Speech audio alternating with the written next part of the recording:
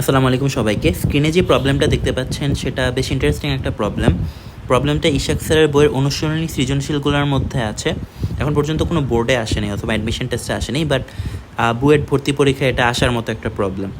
So আমরা যদি প্রবলেমটার দিকে তাকাই যে প্রবলেমটা কী বলা হয়েছে, পৃথিবীর পৃষ্ঠ হতে 400 কিলোমিটার ঊর্ধ্বে একটা কৃত্রিম উপগ্রহ বৃত্তাকার কক্ষপথে প্রদক্ষিণ করছে নিরক্ষরেখার কোনো একটা নির্দিষ্ট স্থানে। নিরক্ষরেখা কোনটা? বেসিক্যালি নিরক্ষরেখাটা হচ্ছে, এটা যদি আর্থ হয় তাহলে এই মাঝ বরাবর রেখাটা হচ্ছে নিরক্ষরেখা।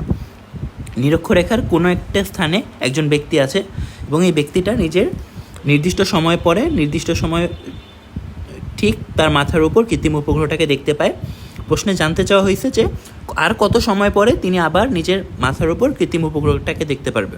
অর্থাৎ আমরা যদি ধরে নিই যে নিরক্ষরেখার এই পয়েন্টটাতে একজন ব্যক্তি আছে এবং ব্যক্তি নিজের মাথার উপর কৃত্রিম উপগ্রহটাকে দেখতে পেল, ধরলাম এই পজিশনে দেখতে পেল। আমাদের কাছে জানতে চাওয়া হয়েছে যে এই ব্যক্তিটা আর কত সময় পরে এই কৃত্রিম উপগ্রহটাকে পুনরায় তার মাথার উপর দেখতে পারবে।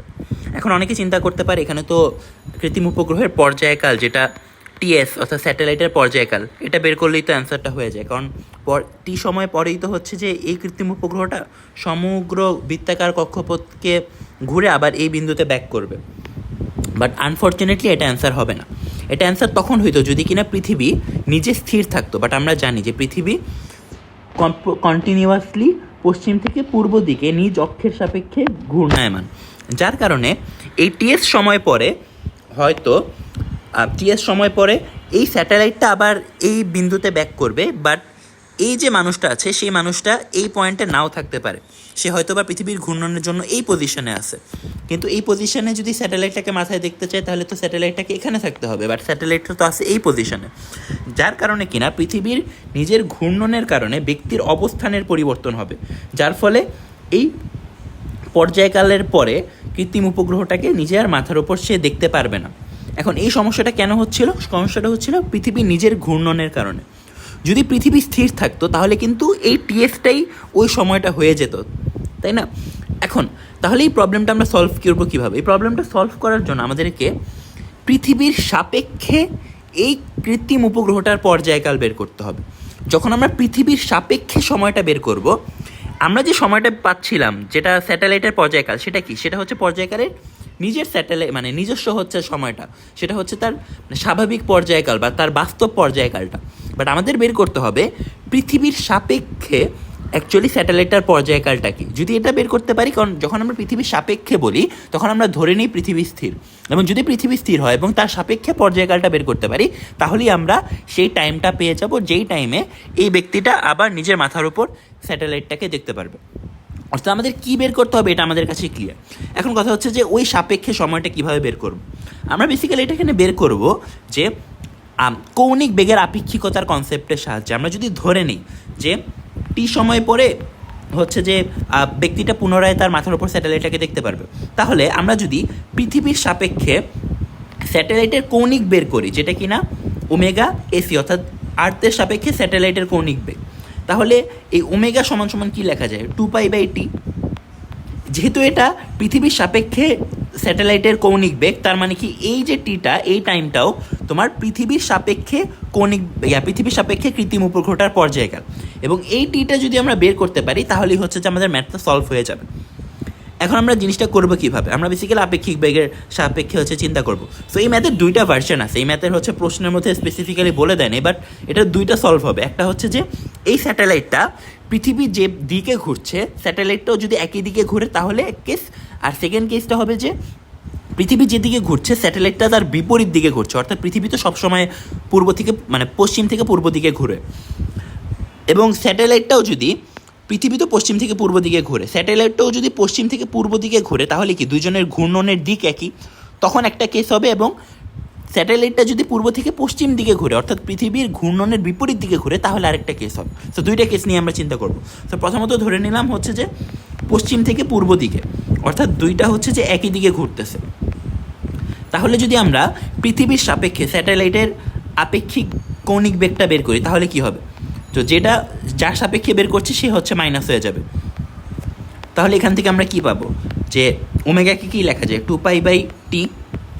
এবং এখান থেকে যেহেতু এটা কি, এটা হচ্ছে যে তোমার কৃত্রিম উপগ্রহটার ওমেগা, অর্থাৎ তার যে বৃত্তাকার কক্ষপথে ঘুরছে তার হচ্ছে যে বৃত্তাকার কক্ষপথে ঘূর্ণায়মান যে কৌণিক বেগটা আছে সেটাকে আমরা 2π/t লিখতে পারি।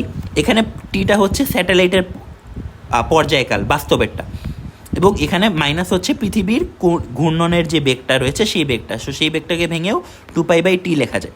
এখানে যে টি অফ আর্থ আছে সেটা হচ্ছে পৃথিবীর পর্যায়কাল। এখন এখানে আমাদেরকে যেটা করতে হবে সেটা হচ্ছে পৃথিবীর পর্যায়কালটা বের করতে হবে এবং স্যাটেলাইটের পর্যায়কালটা বের করতে হবে। সো স্যাটেলাইটের পর্যায়কালটা বের করার জন্য গিভেন ডেটাগুলো হচ্ছে আমাদের দেওয়া আছে, সেটা যদি আমরা বের করতে পারি যে টিএস ইজিক্যাল টু কী লেখা যায় 2π, যেখানে এখানে হাইট দেওয়া, তারা মানে হচ্ছে হাইটের রেসপেক্টে আমাদের ফর্মুলাটা ব্যবহার করতে হবে, যেটা হচ্ছে r+h/3 এখান থেকে জিএমকে রিপ্লেস করে আমাদের gr² লিখতে হবে। কারণটা কি? কারণটা হচ্ছে পৃথিবীর ভরটা আসলে প্রশ্নের মধ্যে দেওয়া নেই, প্রশ্নের মধ্যে পৃষ্ঠ অভিকর্ষ ত্বরণ দেওয়া এবং পৃথিবীর ব্যাসার্ধ দেওয়া। সো আমরা জানি যে পৃথিবীর পৃষ্ঠে জি এর মান কি, gm/r²। সো এখান থেকে যদি r²টাকে ওই পাশে নিয়ে যাই তাহলে জিএম এর গুণফল জি এবং r² বর্গের জি এবং r² গুণফলের সমান হয়ে যায়। এখানে যেহেতু পৃথিবীর ভরটা দেওয়া নেই এবং পৃষ্ঠ অভিকর্ষ ত্বরণটা দেওয়া, এজন্য আমরা জিএমকে রিপ্লেস করে gr² লিখেছি।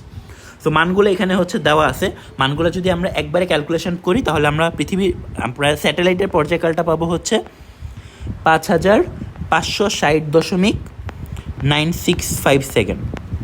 এটা হচ্ছে যে আমাদের স্যাটেলাইটের বাস্তব পর্যায়কাল।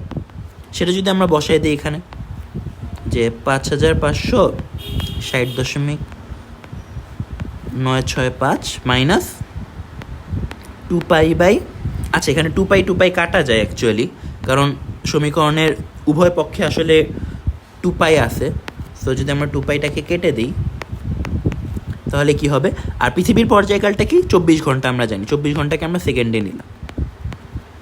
এখানে জাস্ট একটা মাত্র আননোন আছে, সেটা হচ্ছে টি এর যদি আমরা মান বের করি তাহলে আমরা পাবো হচ্ছে যে 5943.508 সেকেন্ড। এটাকে ঘন্টায় নিলে পাবো 1.65 আওয়ার। সো এই সময়টা পরে আলটিমেটলি ব্যক্তিটা আবার স্যাটেলাইটটাকে নিজের মাথার ওপর দেখতে পারবে। এটা কখন দেখতে পারবে? যদি কিনা আপনার স্যাটেলাইটের বেগ এবং স্যাটেলাইটের ঘূর্ণনের বেগ এবং পৃথিবীর ঘূর্ণনের বেগটা একই দিকে হয়, অর্থাৎ পশ্চিম থেকে পূর্ব দিকে হয়।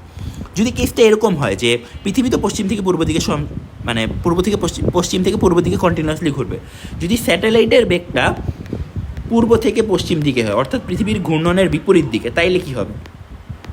যে একটা আমরা চিন্তা করছি এভাবে, আরেকটা চিন্তা করতেছি তার বিপরীত দিকে, তখন আপেক্ষিক বেগটা কীরকমভাবে বের করব? তখন বেসিক্যালি হচ্ছে যে যোগ হয়ে যাবে। কীভাবে? পৃথিবীর সাপেক্ষে স্যাটেলাইটের বেগ, তার মানে minus omega of earth. Minus কেন লিখলাম? কারণটা হচ্ছে যে দুইটার ঘূর্ণনের যে দিক সেটা বিপরীত, একটাকে যদি প্লাস ধরে নিই আর একটাকে মাইনাস ধরতে হবে, যেহেতু বিপরীত দিক। সো লাস্টে গিয়ে মাইনাসে বেসিক্যালি প্লাস হয়ে যাবে। সো এটাও সেমভাবে করা যাবে, সেটা হচ্ছে 2π/t is equal to 2π/t of satellite plus 2π/t of earth. এখান থেকে স্যাটেলাইটের পর্যায়কাল জানি, পৃথিবীর পর্যায়কাল জানি, আগে বের করছি। সো পর্যায়কাল তো চেঞ্জ হবে না, তাইলে এখান থেকে হচ্ছে যে আমরা টি এর মানটা পেয়ে যাব, যদি আগের ডেটাগুলোই বসাই দিই 5224.689 সেকেন্ড, যেটাকে ঘন্টায় নিলে, ঘন্টায় কীভাবে নিব, জাস্ট 3600 দিয়ে ভাগ করে দিলেই ঘন্টায় চলে আসবে। সেটাকে ঘন্টায় নিলে হবে 1.45 আওয়ার। অর্থাৎ কিনা এই সময়টা, তাহলে কি এই সময়টা হচ্ছে যদি স্যাটেলাইটের বেগ মানে স্যাটেলাইটের ঘূর্ণনের দিক পৃথিবীর ঘূর্ণনের দিকের বিপরীত হয়, তাহলে হচ্ছে যে 1.45 আওয়ার পরে ব্যক্তিটা নিজের মাথার উপর স্যাটেলাইটটাকে দেখতে পারবে। আর যদি এরকম কেস হয় যে দুইটা একই দিকে ঘুরছে, তাহলে 1.65 আওয়ার পরে পৃথিবীর ব্যক্তিটা আবার নিজের মাথার উপর স্যাটেলাইটটাকে দেখতে পারবে। সো এই ছিল হচ্ছে যে কৌণিক বেগের আপেক্ষিকতার কনসেপ্টের একটা ইন্টারেস্টিং প্রবলেম। সো আশা করি